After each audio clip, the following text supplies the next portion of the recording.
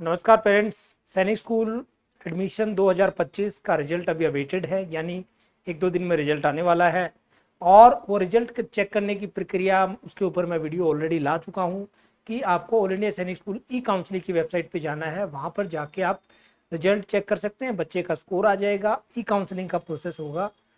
अब बात आती है कि जैसे ही रिजल्ट आएगा और अगर आपके बच्चे का सिलेक्शन होता है, स्कूल अलॉट होता है, यानी उसका स्कोर इतना होता है कि उसको स्कूल अलॉट हो जाएगा, तो उसमें उसका मेडिकल की जो प्रक्रिया है वो कैसे होगी, कौन सा मेडिकल फॉर्म आपको डाउनलोड करना है और किस प्रकार से मेडिकल में वो फॉर्म आपको भरना है, उसके ऊपर मैं ये वीडियो लेके आया हूँ। ये वेबसाइट आप देख रहे हो ऑल इंडिया सैनिक स्कूल की एनटीए की है। अभी इस पर कोई अपडेट नहीं है रिजल्ट से रिलेटेड।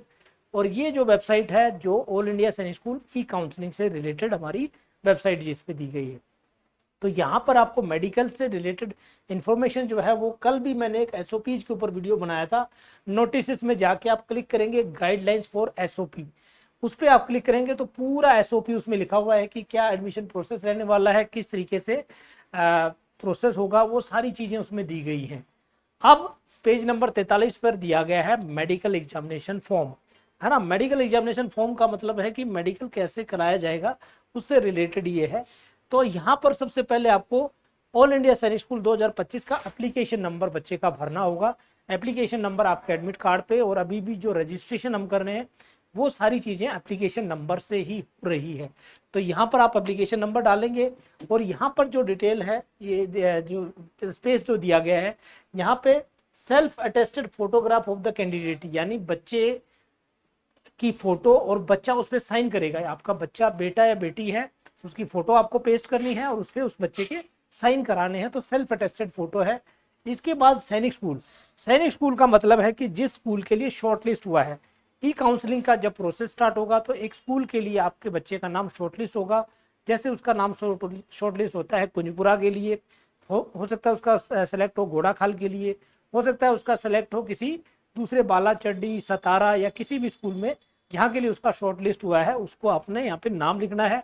और पर्सनल स्टेटमेंट आपको खुद फिल करके ले जानी है। नेम ऑफ द कैंडिडेट बच्चे का ब्लॉक लेटर्स यानी कैपिटल लेटर्स में, और ब्लॉक लेटर्स में ही पिताजी या माताजी का नाम उसमें फिल करना है।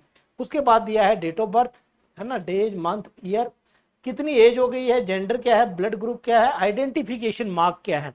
आइडेंटिफिकेशन मार्क हैं जो विजिबल होते हैं जनरली। आइडेंटिफिकेशन मार्क ब्लैक मोल हो सकता है, कोई स्कार हो सकता है, इस टाइप का जो आइडेंटिफिकेशन मार्क है वो आपको इसमें फिल करने हैं। फिर आपका इसमें परमानेंट एड्रेस आ जाएगा, है ना। Allotted date for medical examination, है ना, कौन सी डेट मिली है वो आप इसमें डालनी है। फैमिली डिटेल में आपको पिताजी, माताजी, ग्रैंडफादर, ग्रैंडमदर, ब्रदर, सिस्टर, उन सब की डिटेल आपने डालनी है ना। जिंदा है तो उनका लिखना है, और अगर वो एक्सपायर हो चुके हैं तो उनकी भी डिटेल यहाँ पे फिल करनी है। फिर इसके बाद में फैमिली हिस्ट्री यानी फैमिली में कोई ऐसी कोई डिजीज तो नहीं है जिसके कारण, जैसे कि ट्यूबरक्लोसिस है, डायबिटीज है, हीमोफीलिया है, मेंटल डिजीज है, हाइपरटेंशन है, ऐसी कोई डिजीज अगर उसमें दी गई है तो वो डिटेल इसमें आपको डालनी है। फिर पर्सनल मेडिकल हिस्ट्री अगर आपको कुछ याद है तो वो भी आप इसमें लिख सकते हैं। ऐसा कोई इसमें रॉकेट साइंस नहीं है, ज़्यादा इसमें कोई आपको घबराने की जरूरत नहीं है। आपको जितना पता है आप उतनी इन्फॉर्मेशन डाल सकते हैं। अगर आपको ज़्यादा नहीं पता होगा तो जब आप हॉस्पिटल में जाएंगे डॉक्टर चेक करके इसको फिल करके देगा, ठीक है। तो ये डिटेल्स इसमें आपको फिल करनी है। अब कोई इलनेस है या नहीं है वो आपको इसमें डालनी है डिटेल, है ना। फिर इसके बाद में आपका वैक्सीनेशन कार्ड आपका बना होगा बच्चे का, वो डिटेल आप इसमें यहाँ पे भर सकते हैं, कौन सी डेट में हुआ था, और साथ में वैक्सीनेशन कार्ड लेके भी जाएं, उसकी फोटोकॉपी भी आप इसमें अटैच कर सकते हैं। तो ये सारी डिटेल इसमें मेडिकल एग्जामिनेशन की दी गई है। फिर इसके बाद में आता है सेल्फ डिक्लेरेशन। यहाँ पे आपका गार्जियन यानी माता पिता का सिग्नेचर आएगा, बच्चे का नाम क्या है, sorry signature of the candidate लिखा हुआ है उसके सिग्नेचर होंगे। फिर सिग्नेचर ऑफ माता पिता यहाँ पे सिग्नेचर करने हैं। तो ये सारी डिटेल आपको मेडिकल फॉर्म में भर के लेके जानी है, ठीक है।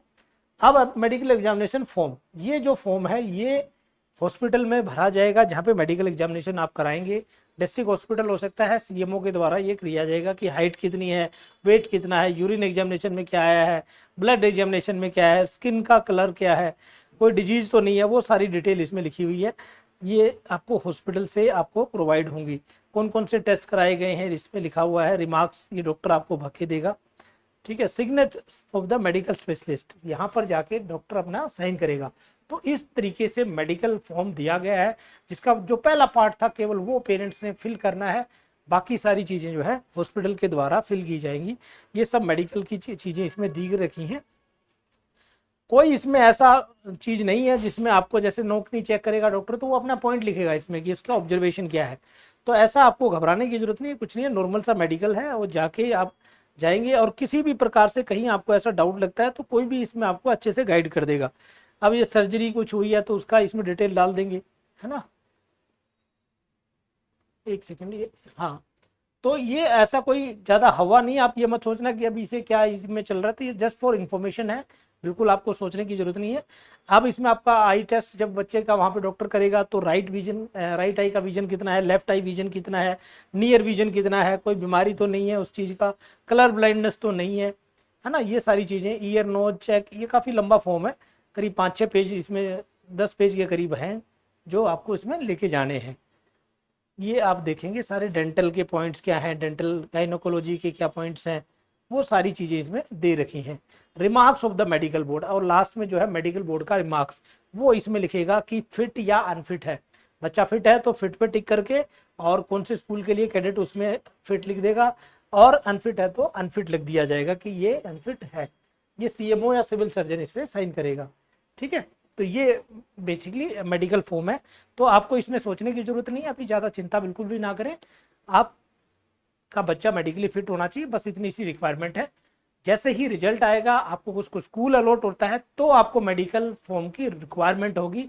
अगर आपका शॉर्ट लिस्ट नहीं होता है तो आपको मेडिकल से रिलेटेड कोई चिंता करने की जरूरत नहीं है, ठीक है। तो ये जस्ट फॉर एक इन्फॉर्मेशन वीडियो मैंने बनाया है। सैनिक स्कूल का जो रिजल्ट आने वाला है उसमें अगली प्रक्रिया जो मेडिकल की होगी वो किस प्रकार से की जाती है उसके बारे में। बाकी कोई अपडेट आती है तो उसका मैं एक नया वीडियो लेके आपके सामने आ जाऊंगा। बाकी तब तक के लिए आप हमें ऐसे ही प्यार देते रहें, हमारे चैनल को लाइक करना और सब्सक्राइब करना बिल्कुल भी ना भूलें। थैंक यू, जय हिंद, जय भारत।